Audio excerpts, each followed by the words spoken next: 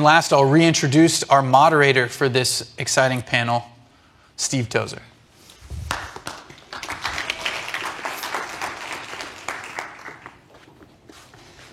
And on behalf of the panel, we want to thank you for that polite smattering of applause. One of the things that I was wondering as we watched these videos was a little bit more about each of the schools that these principals lead. Because part of the reason to have to get high talent, high commitment people in is that no schools are the same. And so what I'd like each of the panelists to do in turn is to say a little bit about the size, the enrollment of your school, and mention for us a challenge or two that's distinctive to the school environment that you're in. Steve, let's start with you, and then we'll just move down. Absolutely. Thank you. I'm glad to be here today. And I served as the proud principal at Pactola School in Pitt County, which is a kindergarten through 8th grade school. We had about 600 students in our school, 40% African American and 30% Hispanic. And it was a very challenging school. For years, the school had gone through a number of principals. I think the life of a principal there was maybe a year or two, and it was a lot of turnover. The teacher turnover rate was extremely high. And so those were the challenges. There were some student behavior challenges and the teacher turnover rate. And our goal was to, one, to bring the behavior of the students at the school under control, as well as work on a plan to keep our best teachers at Pactola School. Okay. My name is Jeff Eisenhower. I'm the principal at Bunker Hill High School in Catawba County. We have a population of about 900 students. We are mostly a rural high school. We are fed by two small towns in that county, Claremont and the town of Catawba. Our largest minority population are Hispanic students, followed by Hmong or Asian students, and then our lowest number of minority students are African American students. The single greatest issue that we face there, and this is started my 5th year there, is the Bunker was typically, throughout the history in the county there, a lower performing high school. So one of the things that we tackled right off the cuff was changing expectations in the school. And part of that has been through a solid focus on literacy instruction and making sure that students have the skill set needed to tackle those obstacles that were in place there. Okay. Eddie Price. I was the principal 2010-2015 at South Johnston High School, school of 1,300, about 55% free and reduced lunch population, 45% minority. And I'd have to say that I'd echo what Jeff said as far as over time it had become a low-performing school, and the culture and the expectations matched that. So the adults and the students, it was a perpetual cycle. And so having to change that concept of, we can succeed, we can excel here, that would have to be the biggest hurdle. So let me pick up on the concept of change here, because the notion of what a principal needs to be has gone through a number of shifts over the years. At one point, we thought the principal needed to be a really good manager. Several people kind of shot that down earlier today, although it's not the case that principals can't be good managers. They need to be good managers, but they need to be a lot more than that, right? Let's talk about, all three of you guys changed the climate of your school. You changed culture and climate as well as student learning outcomes. That means being more than an instructional leader, more than a manager. We'd like to talk a little bit about, where did you learn to be a change agent? Where did that come from? How did you learn to change? The point was made earlier today, leading adults is very different from leading kids, right? And not everybody can do that. So how did you learn to be a change agent?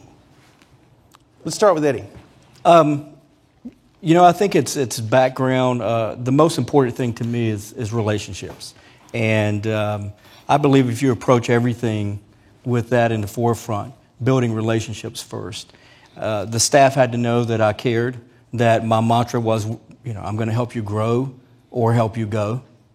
There was that pause and the following the ellipse to go. And so in the first 2 years I was at South Johnston, 47 people chose to go.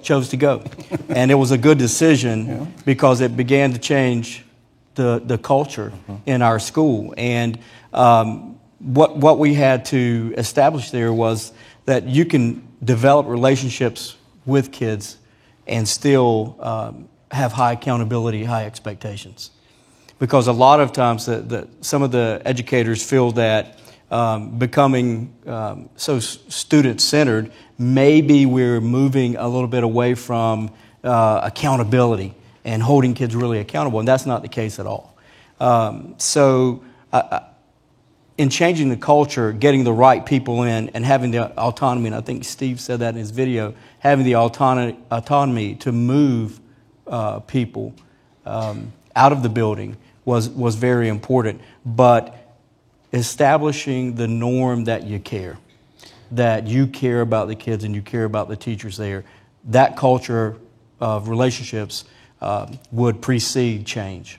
And there's really a good research base also to underlie that. Jeff, what would you say about yourself as a change agent? How did it differ, or is it similar to Eddie's? No, there's some similarities with it. I think one difference maybe is that I live in the community where I'm the high school principal.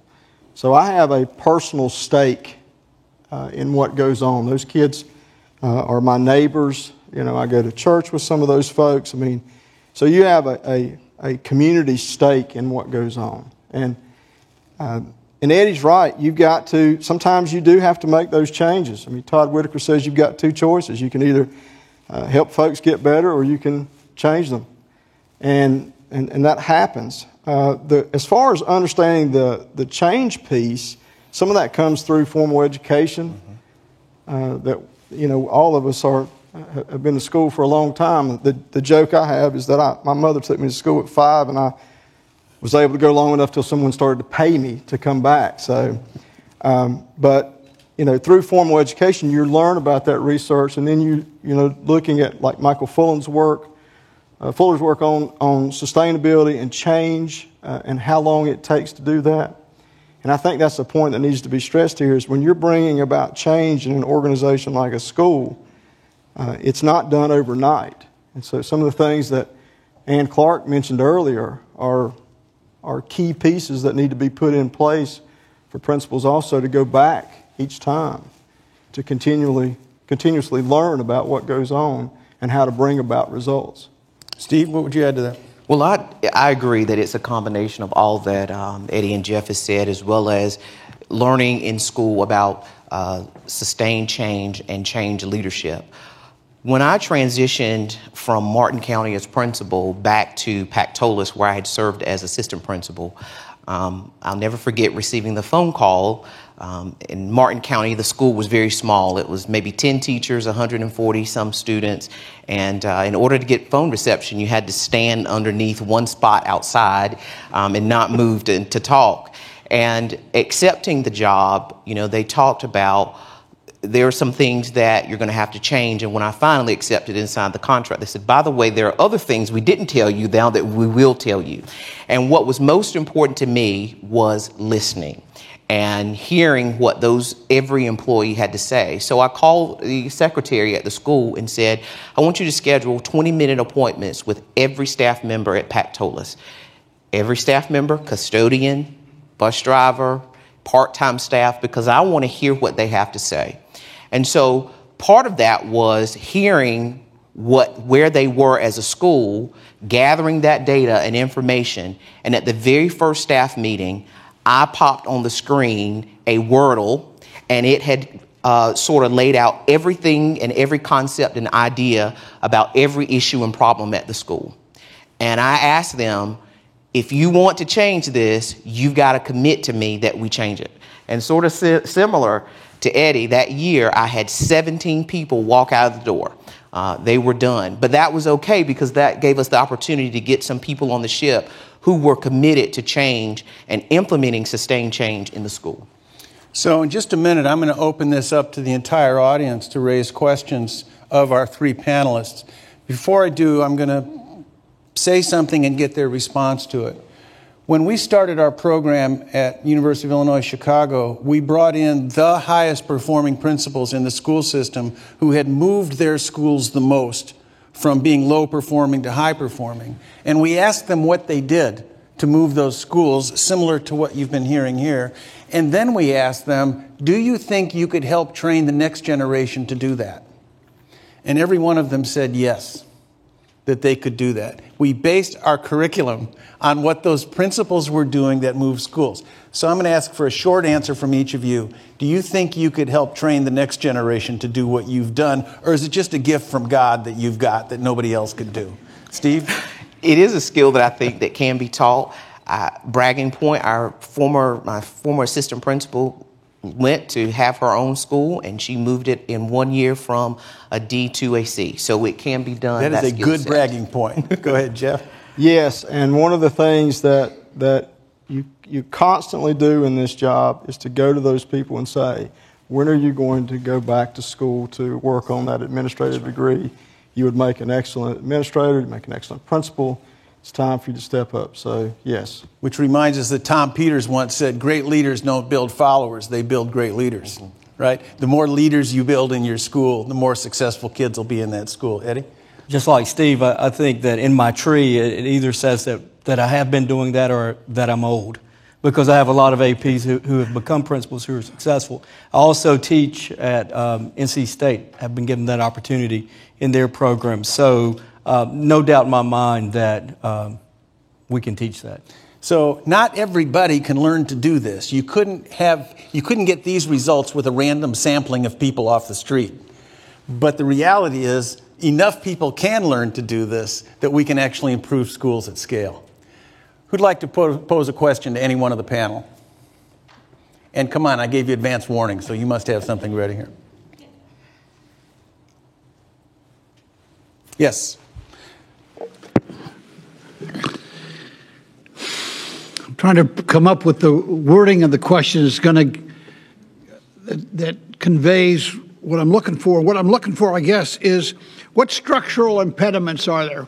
I'm in the legislature, so what have we done that we need to not do?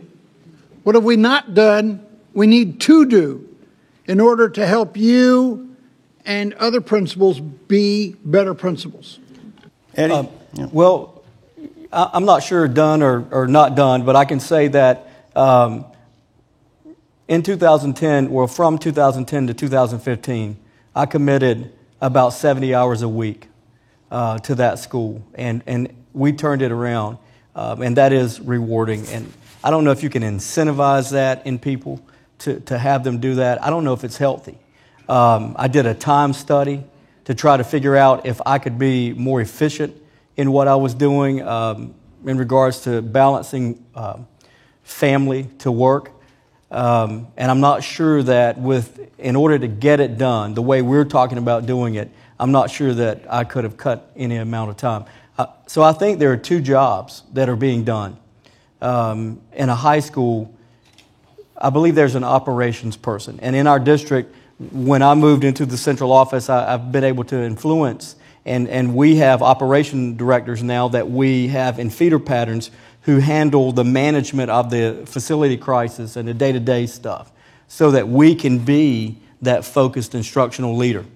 That after school that I referenced in the video, it's great if you live in the community. I drove about 35 minutes, 40 minutes each way.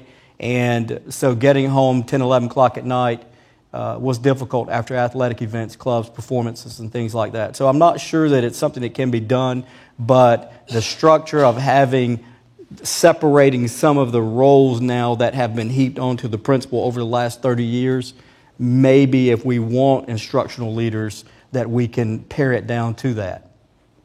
Jeff or Steve, would you add anything to that? I would say that Representative Horn, it depends on the size of the school too, and the community that you're in. Sometimes principals in smaller schools wear more hats than those that are in larger schools. I've been a principal of a large elementary school and a medium-sized high school and an average-sized middle school. And so some of those places you've got more resources and more help and more support than others. So trying to balance the playing field that goes on there is a key piece. I know as we add more programs and more opportunities for students, sometimes we need more support staff to help manage some of those things. I know I saw the statistic on the increase in the number of school counselors. With mental health, with the increase in mental health needs in society, those things come into school. I don't know where those 200 plus counselors are, but they're not in some of our high schools where they're desperately needed to not only manage the mental health piece, but also the college and career promise component that's now being in place and working with community colleges. I'd say thank you, Representative Horn, for the restart flexibilities for traditional LEAs. That will be helpful and huge to low-performing schools to have flexibility in that manner for school calendar, personnel, and funding.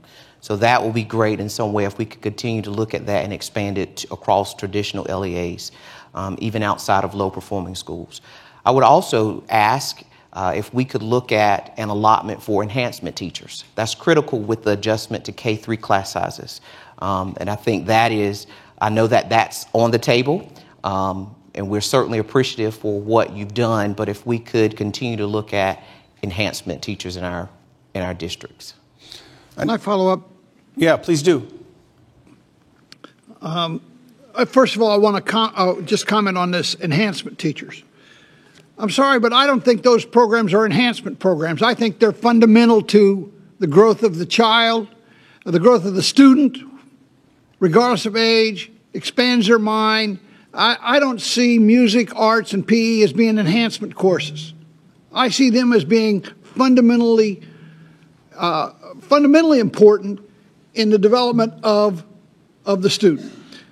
But when you talk about additional staff, and you mentioned counselors, but something was mentioned earlier by a speaker earlier today that's kind of caught my eye, which is the position of instructional leader. Mm-hmm. We have principal, assistant principal, we've got curriculum development people, all that. But I don't know that we actually either authorize or fund or can fund this concept of instructional leader. What does that mean to you, instructional leader, and how would that play out in your school? Are you asking in addition to the principal's position? Yeah. So another thing that we have influenced and have been able to put in place, we renaissanced our central office, and we reset. Everyone reapplied, and we repurposed positions. So we put 51 positions from Central into the schools. 43 of those were teaching and learning coaches. So that's the instructional leader. So it can be done. Everything that we talk about up here, there are hurdles and obstacles. We talked in the back, and we feel like that a really good principal can overcome those obstacles. So can a central office. We heard that from Charlotte Meck earlier. So investment in positions would be great. We've already started that process in our district, but that would be a great liaison to the principal so that we could build capacity in regards to pedagogy and content. So thank you. Chuck Purvis earlier in his remarks said something that is kind of old hat to the business community, but it's definitely an emerging front for school leadership, and that is the building of solid teacher teams throughout a school. 15 years ago, principals weren't learning how to build teacher teams. And the reality is, with 50 reports or more, if you're not building teacher teams, you're probably not improving student learning either. And so the notion of instructional leadership also goes beyond the principal as instructional leader, instructional coaches that many schools have, but also to team leaders, grade level leaders, subject matter leaders, who really do get serious leadership responsibility for developing teams that actually help one another grow and learn. To me, it's one of the most exciting dimensions of the emerging research and practice in the field is using teacher teams to improve student learning dramatically. And again, it takes real skill for a principal to create those teams where they'll actually work as opposed to teams that don't work. Yeah? When we say 50 reports, could you clarify so that I could I might want to add to that. Yeah, I picked that up earlier. The old model of every teacher in the school reports to the principal. And the principal is the supervisor and the evaluator of all 50 teachers, is where that Right. sort of expression came from. Now, I'll also say we have high schools with far more than 50 teachers, right? And we have elementary schools with far less. So basically, that's kind of an illustration of a problem. Go ahead. So with our observation tool, Yeah. when I left South Johnson, we had about 85 teachers, which equates to about 300 observations. And Required by the state, I take it. correct. Yeah. And about 30-something more classified, and that's not counting the pre and the post meeting for each of those observations, nor the summative at the end of the year. So when we talk about instructional leadership, the commitment and the investment it's there. And so those day-to-day operations, we were talking in the back about how uncomfortable this was, not because you're out there, because we're sitting down. We don't sit down and talk. Not as principals, we don't do that. The second thing is we were embarrassed at how quickly, did you notice that we were the first three in line, the first three to leave? So we were eating so quickly, we pushed the plate aside and ran because we thought there was something else to do. And so as a principal, we want to be instructional leaders, and you have that lingering, that 300 observations, but you have those day-to-day operations. Bus breaks down, there's a fight. There's an angry parent because of misinformation, so you got to wear the public information hat. You have to be the counselor. All of those things tied into one. So it may be 50 reports, but that report equates to a daily contact. I mean, daily. You're doing something with those 50 people every day. If you're in the PLC with them, coaching them, you're observing them, you're having a follow-up conversation, you're helping them to learn to communicate during conflict with parents. So those contacts I want to make sure everyone understands that it's not just 50 contacts. Right. You're like an air traffic controller a lot of days. And so the way you manage that is you might say, hey, look, I need you to handle that group of planes over there. You need to handle this group over here. Absolutely. And for God's sake, somebody deal with the drones, before they get us all. So you've got to delegate. If you don't delegate, you'll die in the job. Yeah. I think the delegation, again, is absolutely huge, especially in a high school, making sure that you're building teacher leaders that you can communicate with and can carry out and execute tasks that need to be done. And I think instructional coaches are huge. They're tremendous to being able to move a school forward, because if you go into a classroom as a principal and you see a teacher who has a deficiency, you don't always have the time to go in and provide the coaching or the modeling. And so you're able to launch an instructional coach to go in and provide them with the support that's necessary and that's needed. And assistant principals do some of that, but they don't always have the time as well because they're observing and they're doing the observations, the pre, the post, and summative. And it's just critical to have that instructional support, because school is about instruction, and so you've got to be able to move those teachers along. Even thinking about Common Core, you had to have support now, not with just instructional practice, but with understanding curriculum. So you have to have those people in place to be able to merge theory and practice together so that teachers are effective. Jeff mentioned in the green room that if you're just putting out fires, then you're a fireman, you're not a leader, you're not a principal. And so one of the things that comes through all three of their remarks is one of the hard skills to learn for school leaders is putting the structures and the systems and the routines in place so that the systems of the school are taking care of a lot of the problems that would otherwise become problems. If you don't have teacher teams, if you don't have the routines in a well-run school look dramatically different than the routines in a poorly run school. The very existence of routines is part of it. Who else has a question? Yes, sir. Thank you, Steve, and thanks to the panel. A few times today, the importance of the partnership with universities has come up in the preparation of leaders and, of course, teachers. So I'd like to probe that a little bit from your perspective and maybe ask a variation on the question that Representative Horn asked. If President Spellings were here, maybe she would ask this question: what would you want the universities to be doing differently, or what are they doing that is should be sustained to help you to not just do your job, but perhaps even transform your job as you'd like to have it transformed, and also to prepare the next generation of leaders. Just as a personal note, I've been involved on the the higher ed side for all of my career, and have seen these partnerships work well, but also seen how fragile they are. They're vulnerable to changes in personnel. They're vulnerable to changes in state policy. The budgets are vulnerable to being picked off.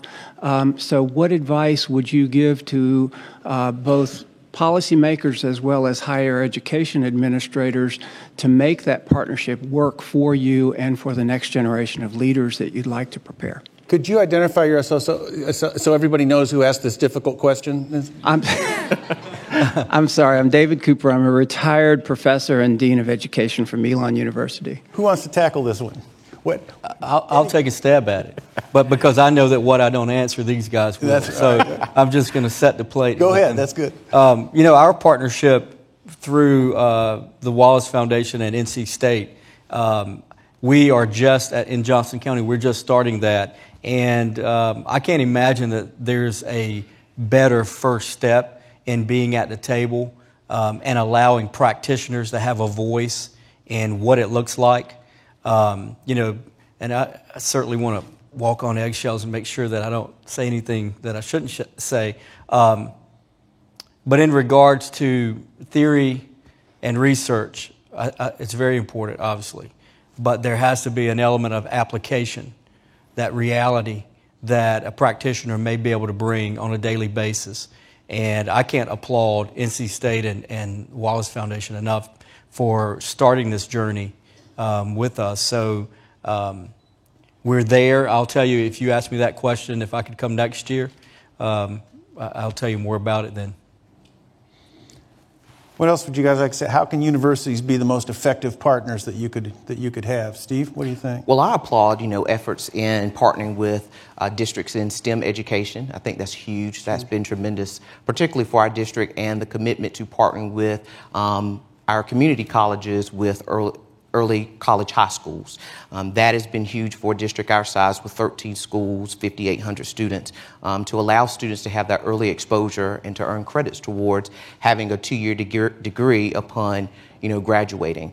I also would say in the K-5 realm, having teachers have those early experiences throughout their college tenure to going into the schools and practicing. I know that years ago when M-Class was administered in K-3 here in North Carolina, a lot of universities, they weren't teaching graduates how to assess students in literacy, particularly in K-3.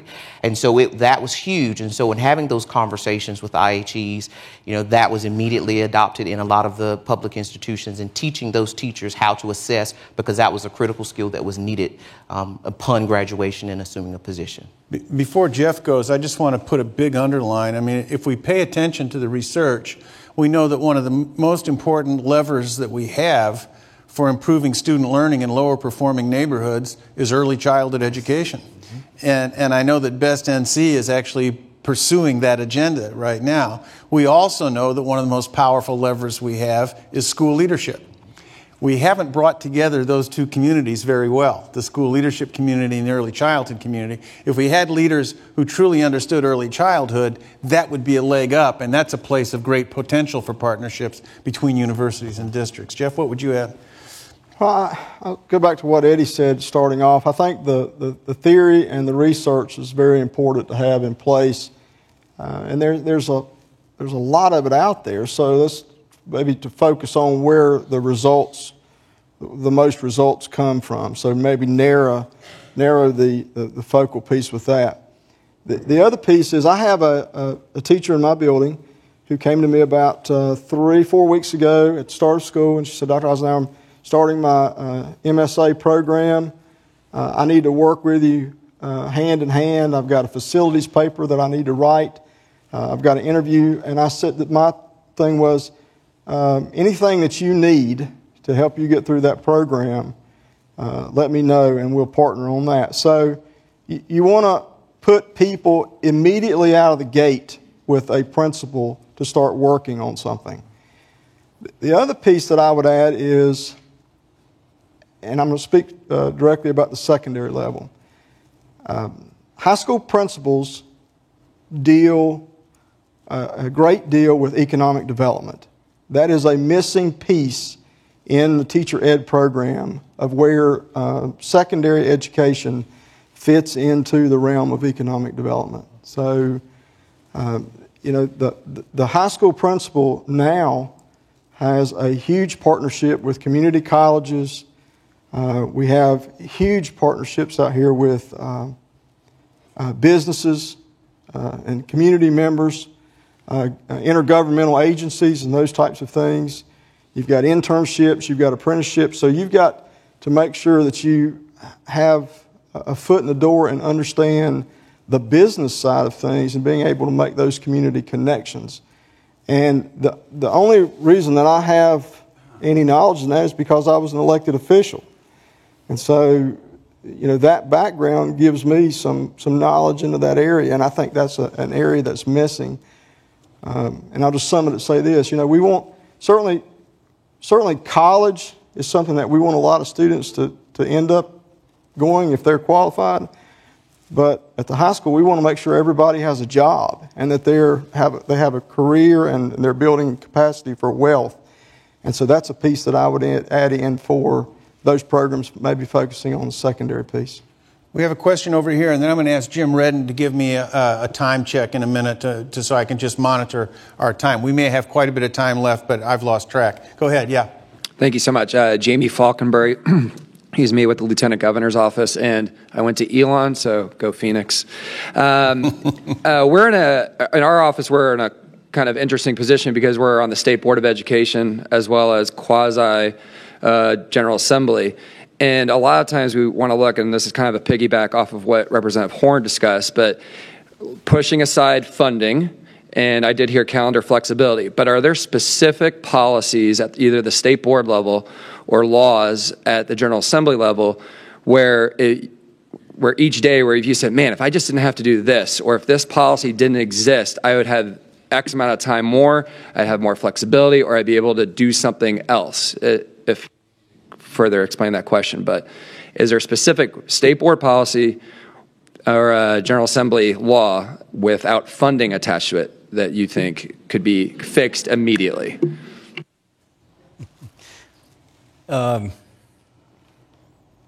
Without funding? Without funding, yes. Okay.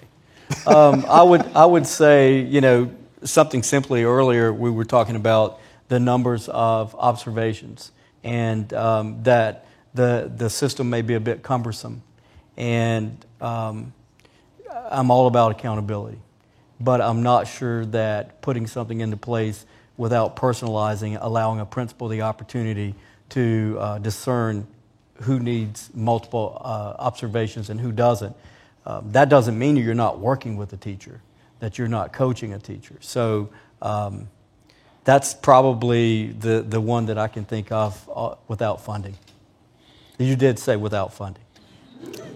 I have something to add to that. I want to hear if Jeff and Eddie, Jeff and Steve might add anything. Jeff, Steve? I was, one of the problems that we face regularly is the teacher shortage in North Carolina.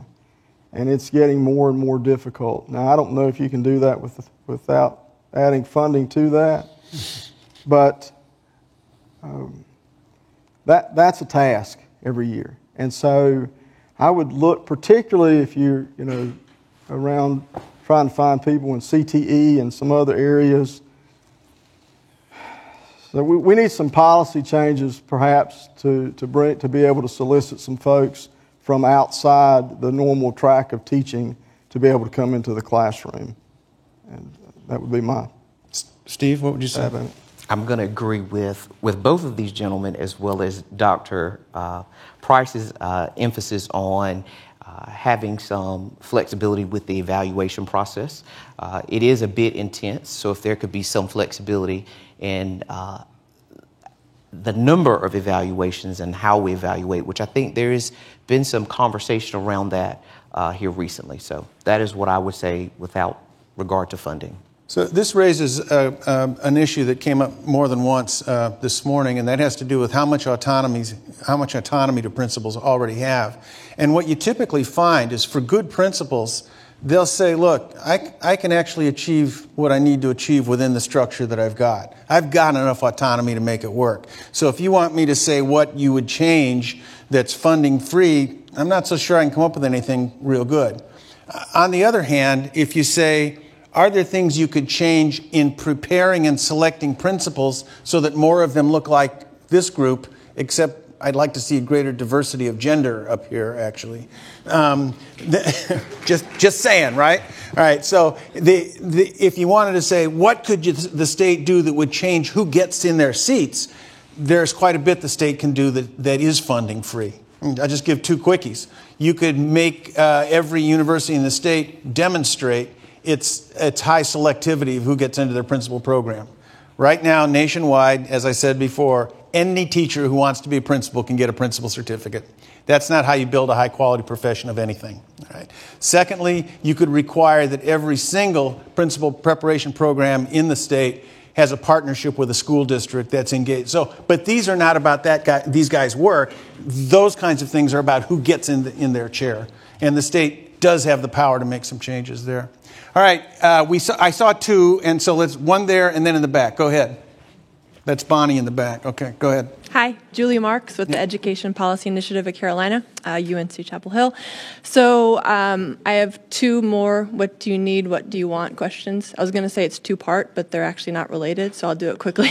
The first is we recently conducted a statewide survey of principals and assistant principals across North Carolina, and they said that their assistant principalship was really more impactful and more important than their formal principal training.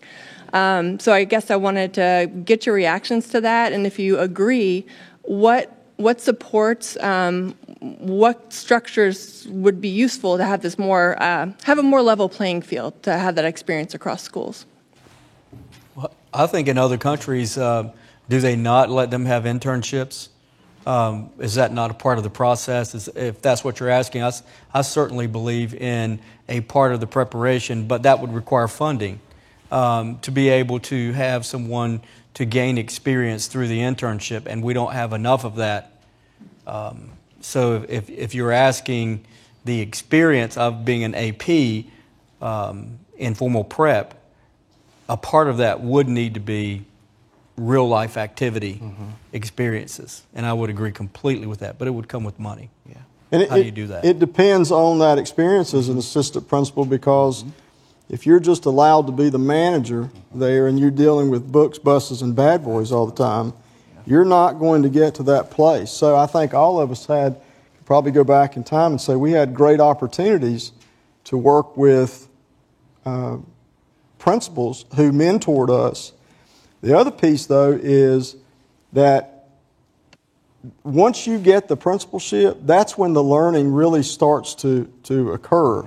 And it doesn't end. It's a lifetime. You become the true lifetime learner because schools change, society changes, rules change, legislatures change, all those things change. So you're constantly adapting to the changes that are going on. I mean, when I started in the classroom, I worked in a building where we had to pull the wire in the building to get internet access. So you've got folks now that digital natives, they have no idea what that change is. So. Yeah, I think the large part of learning is, being with a really good principal, and that principal sort of setting the stage beyond books, buses, and discipline.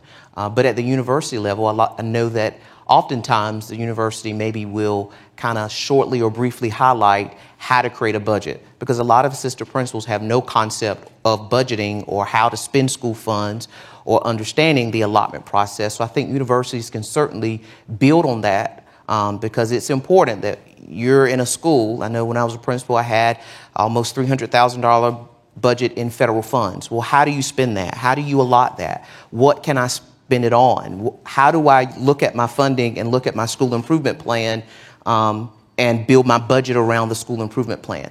But how do you teach an assistant principal to do that? And I think the university setting is the best place to do that during a practicum experience or when you're trying to bridge, again, theory and practice. So I agree with both of these gentlemen. But it in would that be regard. placement with, I think, speaking to what Jeff said, placement with, if you identify principals who should have those interns, you just can't place them in their practicum. Place them with those who have been identified to coach them. And I'm going to add this too, if I may. You know, I told Linda Suggs a story at lunch that when I finished my third year, we had a new superintendent come in, and at the end of his first year in the district there, he asked me, he said, you know, tell me about your year. And I said, well, I just became a principal this year. And he said, but you've been a principal for 4 years now. And I said, yeah, but name on door only for the first 3. So, you know, walking out of a program and into a building, you're green. You don't. You know, you learn trial by fire. We only have time for one more, so I'm going to jump to Bonnie. But before I do, I'm going to point out that in your question were sort of 3 big practicum issues or site-based learning issues. 100 years ago, you could become a medical doctor in this country without doing an internship or a residency in hospitals or clinics. You could become a doctor by reading about it in the classroom. That's pretty much where the state of principal prep is nationwide today. It's been heavily criticized for that. If we're going to see principals get site-based learning, the assistant principalship is one place that can happen, and some districts are much more intentional than others about making sure that assistant principals are not just taking operations activities, but are learning to be leaders, right? But imagine backing that up with a full-year internship, as some universities in North Carolina are doing. Then what you get is a much deeper kind of practicum experience over time. Principling is a performance art. It cannot be learned by reading about it any more than playing piano can be learned by reading about it. It has to be practiced, right? And so the extent to which we can set up what's called deliberate practice in the psychological literature, to what extent can we create deliberate practice that develops expertise? That's where that's the threshold our field is now standing on. Bonnie, as somebody who's doing that in your program, you get last question. But you'll have to operate. I'm going to have to hold this down. Operationalize it. Thank you. Actually, I just wanted to piggyback on your comment about the importance of partnerships between districts and universities, but I want to challenge us to try to flip that paradigm. A lot of times I feel like I'm on the dating game, trying to seek out a partner wanting to, play ball with me, if you will, where if school districts were required, like Ann so brilliantly demonstrated, to have a human capital plan, to have a plan for how they're going to develop capacity and leaders in their district, that flips the onus onto the district to seek out the best partner possible. And I think that flipping that could do a lot for improving schools. And just wanted to say one last thing. Thank you, gentlemen, on the stage for your commitment to the schools in North Carolina. I take it that wasn't the comment that needs a response to your comment. It was a. Okay, we will call that the final comment then. Thank you to our leaders here.